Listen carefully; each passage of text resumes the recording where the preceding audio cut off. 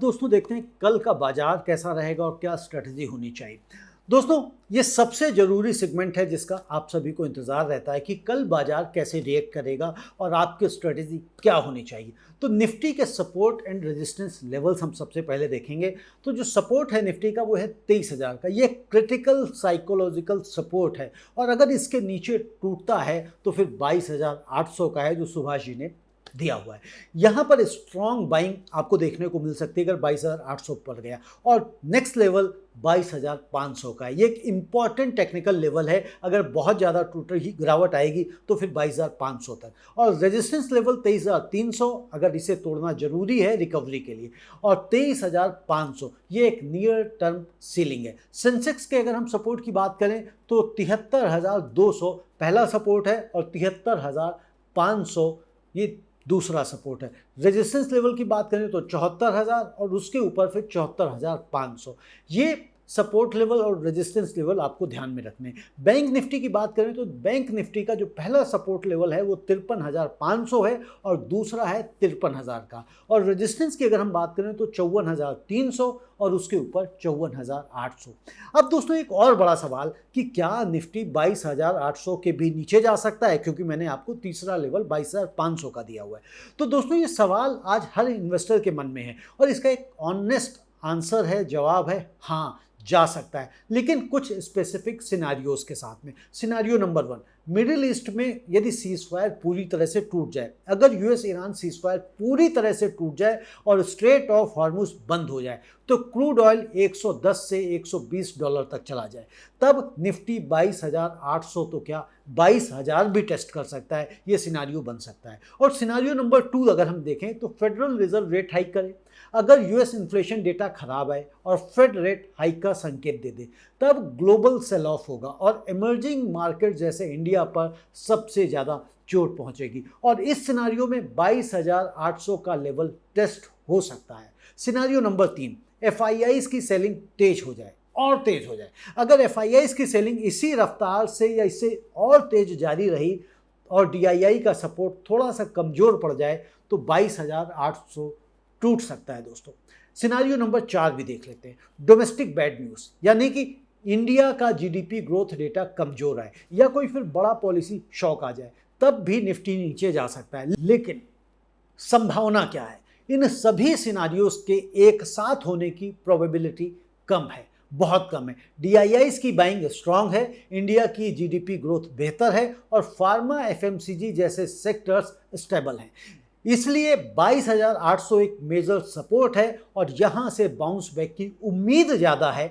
और कल के लिए अब स्ट्रेटजी देख लीजिए तो एक पैनिक सेलिंग बिल्कुल मत करें, गिरावट में बेचना सबसे बड़ी गलती है। दूसरा, आईटी सेक्टर से अभी दूरी बनाए रखें और क्लैरिटी का इंतज़ार करें। तीसरा, फार्मा और एफएमसीजी स्टॉक्स में एसआईपी जारी रखें और चौथा, क्रूड ऑयल और मिडिल ईस्ट न्यूज़ पर अपनी नज़र बना कर रखें। और पांचवा, अगर निफ्टी 22,900 के नीचे आए तो क्वालिटी स्टॉक्स में स्टैगर्ड बाइंग का मौका ये हो सकता है। छठा, यूएस जॉब्स डेटा और एफआईआईज के फ्लो का अगले 2 दिन तक ध्यान रखें। दोस्तों इन्वेस्टर्स के लिए आज का सबक, जी हाँ, हम हर बार बात करते हैं कि मार्केट से आज क्या सबक मिला है, ये हम सीखने का प्रयास करते हैं क्योंकि मार्केट हमको बहुत कुछ सिखाती है, रोज सिखाती है और अगर हम रोज थोड़ा थोड़ा सा भी सीखेंगे तो हम एक अच्छे इन्वेस्टर बन सकते हैं, एक अच्छे ट्रेडर बन सकते हैं। और अगर हम इन्हीं गिरावट से, इन्हीं उछाल से सीखते रहेंगे तो हम मार्केट के सिनारियोज को पढ़ना सीख जाएंगे और जितना ज़्यादा हम मार्केट को पढ़ना सीखेंगे उतना हम बेहतर इन्वेस्टर बन सकते हैं। तो आज का मार्केट हमको क्या सिखाता है तो ये समझते हैं। तो सबक नंबर 1 है कंसंट्रेशन रिस्क से बचें। दोस्तों आज विप्रो एक दिन में 8% गिर गया, जिसके पोर्टफोलियो में सिर्फ आईटी था वो आज बहुत ज़्यादा पेन में था। डाइवर्सिफिकेशन यही असली इंश्योरेंस है। जैसे किसान अलग अलग फसलें उगाता है वैसे पोर्टफोलियो में अलग अलग सेक्टर्स होने चाहिए। सबक नंबर 2, ब्रॉड मार्केट वीकनेस को पहचानना चाहिए। आज एडवांस डिक्लाइन रेशियो 760 वर्सेस 2543 था। यह पूरी तरह से बेरिश ब्रेथ थी। जब मार्केट ब्रेथ इतनी कमजोर हो तो नई एंट्री नहीं करनी चाहिए, पहले मार्केट को स्टेबलाइज होने दें। और सबक नंबर 3, जियोपॉलिटिकल रिस्क को इग्नोर मत करिए। मैं बार बार कहता हूँ, बहुत से लोग कहते हैं कि इधर उधर की बातें क्यों करते हैं, लेकिन जियोपॉलिटिकल रिस्क हमें जानना चाहिए। मिडिल ईस्ट की खबरें क्रूड ऑयल को पुश करती हैं, जो इंडिया को डायरेक्टली इंपैक्ट करता है। एक भारतीय इन्वेस्टर के लिए स्ट्रेट ऑफ हॉर्मुज की खबर उतनी ही जरूरी है जितनी आरबीआई की। सबक नंबर 4, एसआईपी अपनी बंद मत करिए। जब बाजार गिरता है तो एसआईपी चालू रखें। जैसे प्याज सस्ता हो जाए तो ज़्यादा खरीदते हैं, वैसे ही गिरावट में एसआईपी से ज़्यादा यूनिट्स मिलते हैं, और जब बाजार वापस चढ़ता है तो यही यूनिट्स आपको ज़्यादा रिटर्न देते हैं। सबक नंबर 5, पेशेंस ही सबसे बड़ी स्ट्रेटजी है। 2020 में कोविड के वक्त निफ्टी 7,500 तक गिरा था। जिन्होंने पेशेंस रखा उन्होंने अगले 2 साल में 3 गुना रिटर्न देखा। आज की गिरावट कल की अपॉर्चुनिटी हो सकती है, बशर्ते आप क्वालिटी स्टॉक्स में हों और पेशेंस बनाए रखें। सबक नंबर 6, फियर और ग्रीड दोनों दुश्मन हैं। जी हाँ, लालच भी और डर भी। जब बाजार चढ़ता है तो ग्रीड में ज़्यादा इन्वेस्ट करते हैं, और जब बाजार गिरता है तो डर में सब बेच देते हैं। दोनों ही बातें गलत हैं। वॉरेन बफे का फॉर्मूला है, be fearful when others are greedy and greedy when others are fearful.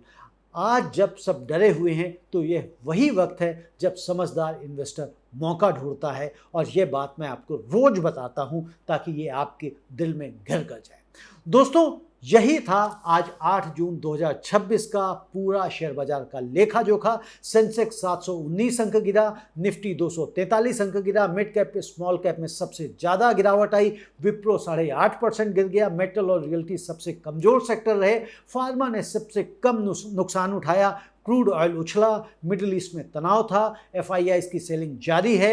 Advance decline ratio 760 versus 2543 extremely bearish रहा, और कल के लिए निफ्टी का 23,000 और 22,900 लेवल क्रिटिकल हैं। Crude oil, middle east news और एफआईआईज फ्लो पर अपनी नज़र बनाकर रखें, और याद रखिए बाजार की गिरावट किसी के हाथ में नहीं है, लेकिन इस गिरावट में आप क्या करते हैं वो आपके हाथ में है। अगर ये एनालिसिस आपके काम आई हो तो इस वीडियो को लाइक अवश्य करें, चैनल को सब्सक्राइब भी करें, बेल आइकन को जरूर दबाएं ताकि यह वीडियो आप तक पहुंचती रहे, आने वाली जितनी भी वीडियोस हैं। और इस वीडियो को व्हाट्सएप ग्रुप में अवश्य शेयर करें। साथ के साथ यदि आप हमारे चैनल की मेंबरशिप लेते हैं और हमारे संजीवनी टीवी परिवार का हिस्सा बनते हैं तो ये हमारे लिए भी खुशी की बात होगी, हमारे लिए भी ये उत्साहवर्धन होगा। दोस्तों, बाजार में उतार चढ़ाव आते रहते हैं जैसे समंदर में लहरें।